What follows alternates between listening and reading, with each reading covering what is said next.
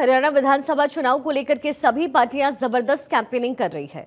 5 अक्टूबर को हरियाणा की सभी 90 विधानसभा सीटों पर चुनाव होगा, लिहाजा उम्मीदवार भी अपने अपने प्रचार में जुटे हुए हैं।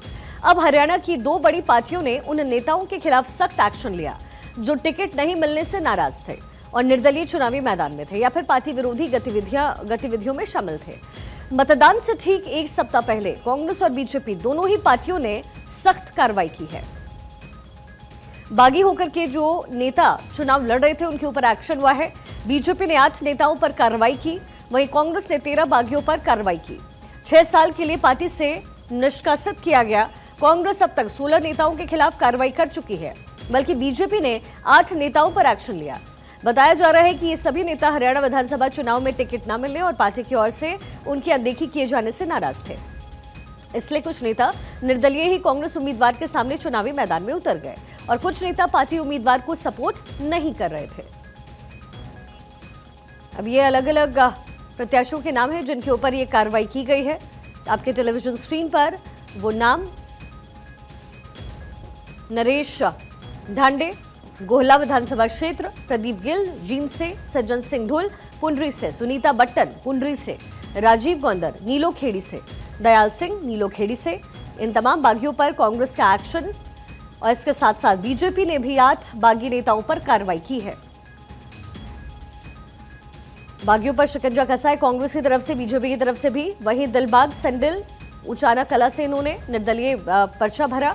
अजीत फोगाट दादरी से, अभिजीत सिंह भिवानी, सतबीर रतेड़ा भवानी खेड़ा से, नीतमान पृथला से, अनीता ढुल कलायत से। कांग्रेस ने इनके ऊपर भी एक्शन लिया है। 8 बागी नेता जिनके ऊपर बीजेपी की तरफ से एक्शन लिया गया, वहीं 13 बागी नेताओं पर कांग्रेस की तरफ से एक्शन हुआ है। अब 5 अक्टूबर को मतदान होना है टोटल 90 सीट्स पर हरियाणा के, और उससे पहले ही एक्शन लिया गया है। पहले कहा जा रहा था कि पॉलिटिकल पार्टीज कार्रवाई नहीं कर रही क्योंकि शायद सरकार बनाने में उनके योगदान की जरूरत पड़ जाए, लेकिन न केवल कांग्रेस बल्कि बीजेपी ने भी अपने बागी नेताओं के ऊपर कार्रवाई की है और पार्टी से उनका निष्कासन किया।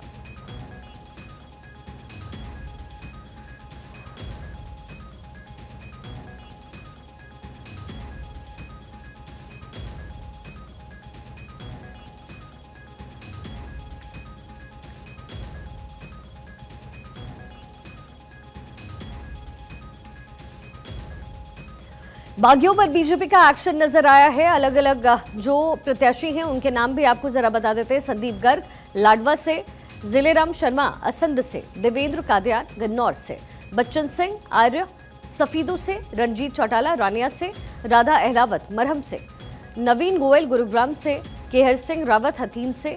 हरियाणा में अब 5 अक्टूबर को वोटिंग होगी और इसके बाद 8 अक्टूबर को नतीजे आएंगे। नतीजों में तय हो जाएगा कि हरियाणा की जनता किसे अपना विधायक चुनेगी, जनता की पसंद कौन है, क्या ये बागी या फिर वो नेता जिन्हें पार्टी ने सिंबल दिया है। तो बागियों पर न केवल कांग्रेस का शिकंजा कसा बल्कि बीजेपी की तरफ से भी बागी नेताओं पर एक्शन लिया गया है। पार्टी से 6 साल के लिए उन्हें निष्कासित किया गया है, लेकिन ये जो कार्रवाई हुई है दोनों ही पार्टियों की तरफ से वो थोड़ा लेट हुई और इसी को लेकर के सवाल उठ रहे थे।